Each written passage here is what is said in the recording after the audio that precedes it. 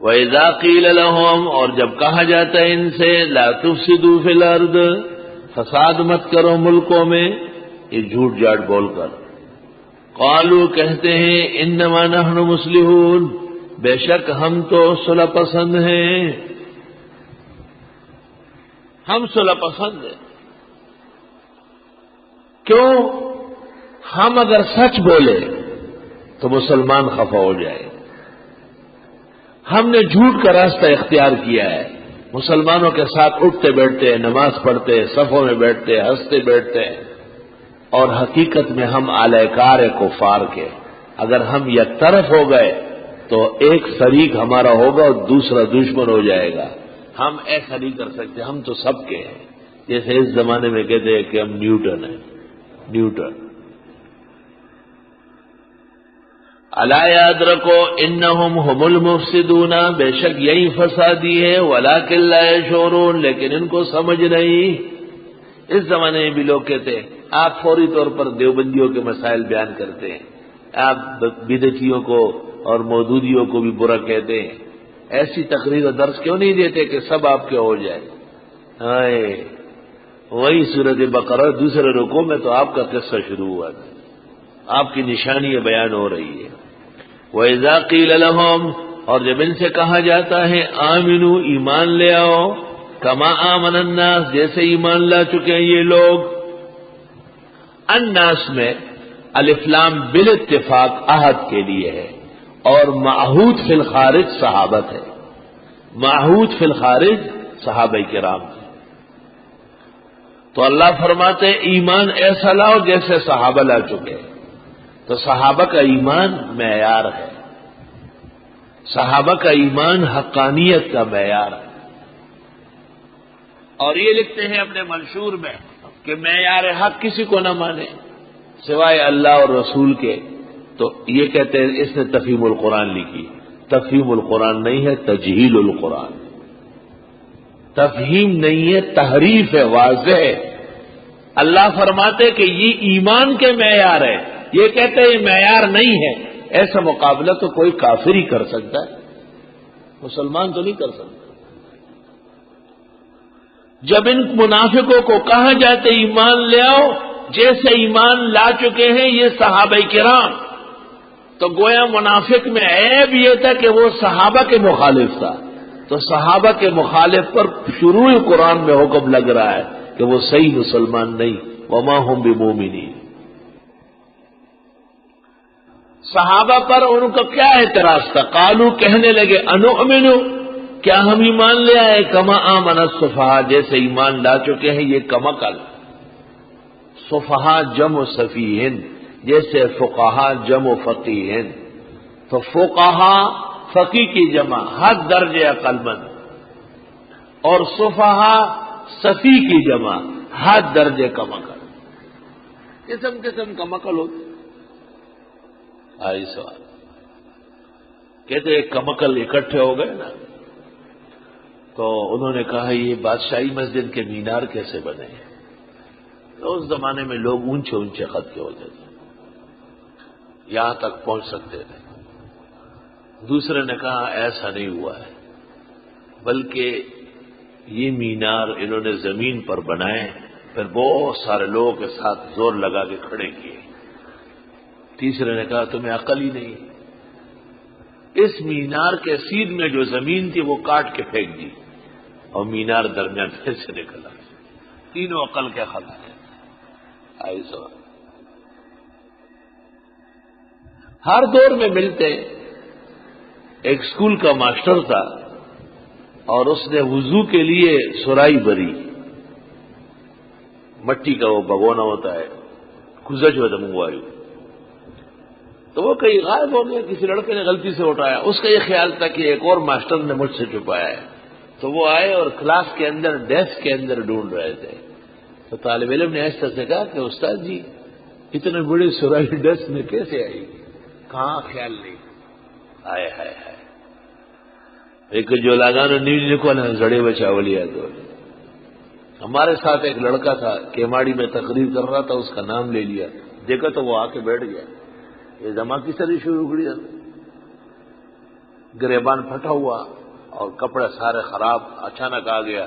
استاد نے پوچھا سو شوئے یاره تر سره مو جګړه راغله پس په موږ ته ګډه را کړی و په یو نیم سل او اوس موږ نه نیم شل غواړي. کہا ہمیں بھیڑ دی تھی 150 روپے کی, اب 150 مانگ رہا ہے, تو لڑائی نہیں ہوگی. نہ افسر علی شاہدے خرے بچیا یو نیم سل 150 یو شعر ہے خجی ہمارا پلاٹ دمر جولا دے تاز مشہور جولا گانے. جھگڑا بھی ہو گیا, مار دھاڑ بھی ہو گئے, بات ایک ہی ہے. صفحاء ضد الفقہاء ضد الفقہاء. اس دور کے اندر غیر مقلد یہ صفحاء کا مصداق ہے. فقہاء کو تو نہیں مانتے, ابو حنیفہ مالک اور شافعی اور احمد کو کہتے ہیں ان کی ضرورت نہیں. مانتے ہیں تو شوکانی تفضیلی شیعہ کو, قنوجی کو اور شمس الحق عظیم آبادی کو. بڑوں کو نہیں مانتے, چھوٹوں کو مانتے ہیں. صفحاء جب ان سے کہا جاتے ایمان لے آؤ, جیسے ایمان لا چکے ہیں یہ لوگ. الناس میں الف لام عہد کے لیے مراد صحابہ ہے. قالو کہتے ہیں انؤمنو کیا ہم ایمان لے آئے, کما آمن الصفحاء جیسے ایمان لا چکے ہیں یہ کمکل. معاذ اللہ. صحابہ کرام پر تان کرنا بے دینوں کا کام. اور شیخ شبلی کا مقولہ نقل کیا ہے مجدد نے مکتوبات میں, ما آمن بمحمد من آب صحابہ. جس نے صحابہ میں عیب نکالا اس نے پیغمبر پر ایمان ہی نہیں لایا. اور بخاری شریف میں ہے کہ کچھ لوگ آئے تھے حضرت عثمان پہ اعتراضات کرنے, تو عبداللہ ابن عمر نے جوابات دیے. صحابہ کا دفاع کرنا یہ صحابہ کرام کی سنت ہے.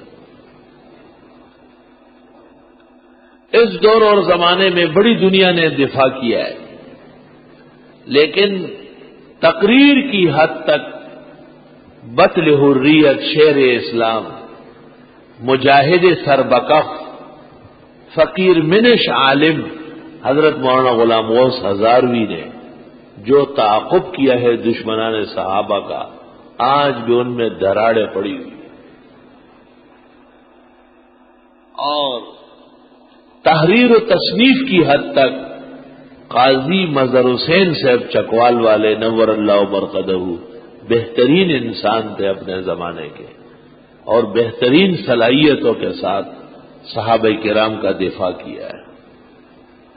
ویسے تو تمام اہل حق علماء صحابہ کا دفاع ضروری سمجھتے ہیں. جب ان سے کہا جاتا ہے ایمان لے آؤ جیسے ایمان لا چکے ہیں یہ لوگ, یہ امتحان ہے نا. جیسے ہم کسی کو کہے کہ آپ ہم سے ایسی محبت کریں جیسے طلبہ کرتے ہیں, تو وہ کہیں گے وہ تو مسافرین ہیں, وہ تو بے تعلیم ہیں, وہ تو جنگلوں اور کوہستانوں سے باجوڑوں سے اتر کے آئے, ان کو کیا پتا ہے. دیکھو یہ توہین پر آمادہ ہو گئے. اگر محبت میں سچا ہوتا کہ سر آنکھوں پر, میں ان سے سیکھنا چاہتا ہوں. تو جب ان کو کہا ایمان تب معتبر ہوگا جب صحابہ جیسے ایمان ہو. مقصد تھا صحابہ کی عظمت بیان کرنا, صحابہ کے عظمت کا اظہار کرنا. تو صحابہ کی عظمت کے بجائے ان کے لیے توہین آمیز جملے کہنا یہ مسلمانوں کا روش نہیں ہے, یہ غیر مسلموں کے خیالات.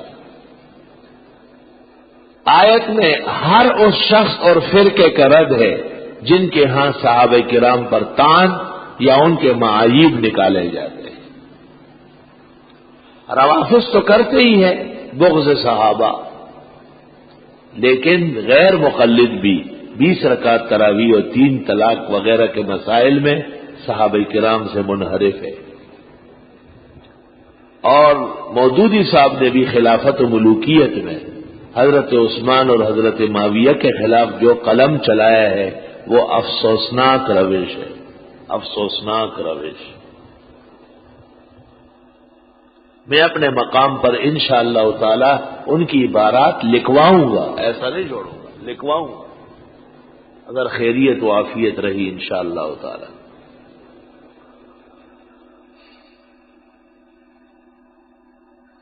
وَإِذَا قِيلَ لَهُمْ جب ان سے کہا جاتا ہے آمنوا ایمان لے آؤ کما آمن الناس جیسے ایمان لا چکے ہیں یہ لوگ الناس الف لام حضرات صحابہ کے لیے عہد کے لیے معہود فی الخارج موجود فی الخارج قالوا منافق کہتے ہیں انؤمنو کیا ہم ایمان لے آئے کما آمن السفہاء جیسے ایمان لا چکے ہیں یہ کم عقل الا یاد رکھو انہم هم السفہاء صحابہ کو برا کہنے والے یہی بدترین بیوقوف ہیں ولکن لا یعلمون لیکن ان کو علم نہیں ہے.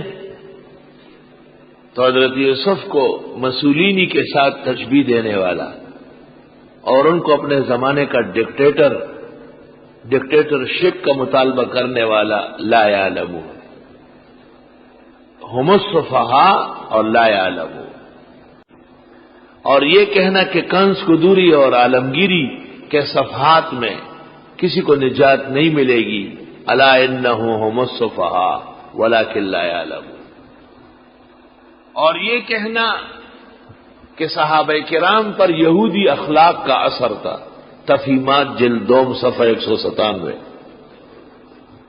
تفہیمات جلد دوم صفحہ 117 یا 197 کہ صحابہ کرام پر یہودی اخلاق کا اثر تھا.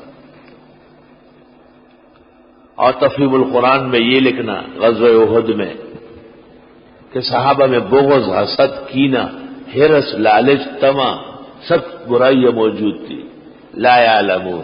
اب آپ کہیں کہ تفسیر لکھی میں کہتا ہوں لا یعلمون. آپ کہیں سینکڑوں کتابیں لکھی میں کہتا ہوں قرآن کہتے ہیں لا یعلمون. ان کا علم ہی نہیں.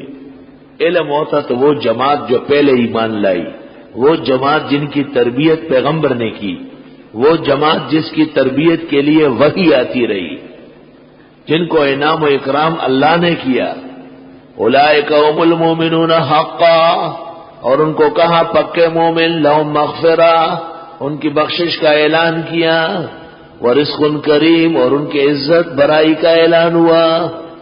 یہ کہتے وہ برے ہیں اللہ ان کی تعریف فرماتے لا یعلمون ایسا کہنے والے کچھ نہیں جانتے. وَإِذَا لَقُوا الَّذِينَ آمَنُوا اور جب یہ ملتے ہیں ان لوگوں سے جو ایمان لائے قَالُوا آمَنَّا کہتے ہیں ہم تو ایمان والے ہیں ہم تو آپ کی طرح ہیں ہم دیوبندی ہیں. ایسے یہ مولوی باتیں چھیڑتے رہتے ہیں ہم چھیڑتے ہیں.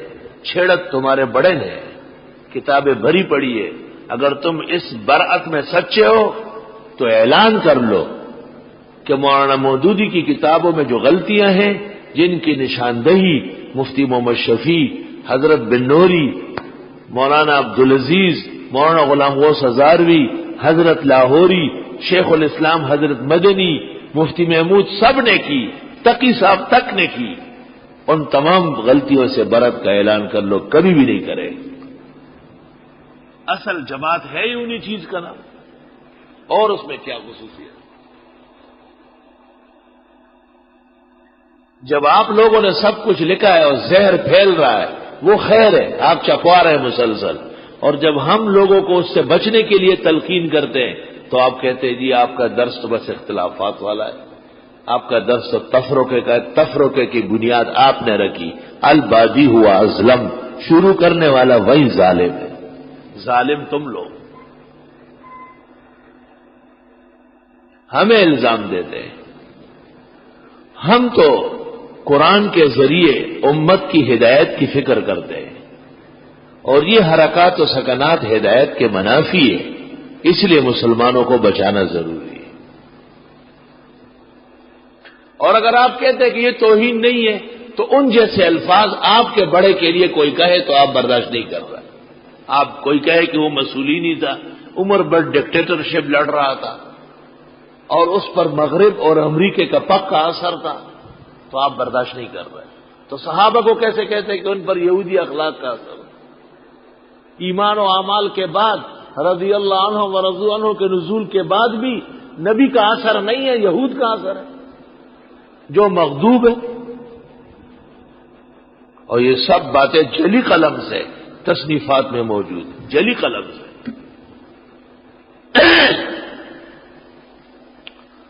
وَإِذَا لَقُوا الَّذِينَ آمَنُوا، اور جب یہ ملتے ہیں ایمان والوں سے، قالوا، کہتے ہیں آمنا، ہم ایمان لائے، یہ تو کہیں گے۔ وَإِذَا خَلَوْا إِلَىٰ شَيَاطِينِهِمْ، اور جب یہ چلے جاتے ہیں اپنے جیسے شیطانوں کی طرف، قالوا، کہتے ہیں اِنَّا مَعَكُمْ، ہم تمہارے ساتھ ہیں، انما نحن مستہزئون، بے شک ہم تو مسلمانوں کے مذاق اڑانے والے ہیں۔ توبہ۔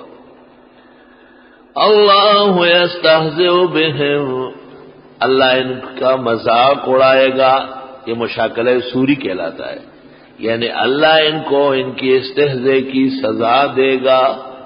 وَيَمُدُّهُمْ فِي طُغْيَانِهِمْ يَعْمَهُونَ، اور کھینچتا ہے ان کو سرکشی میں، اور یہ سرگردان رہیں گے۔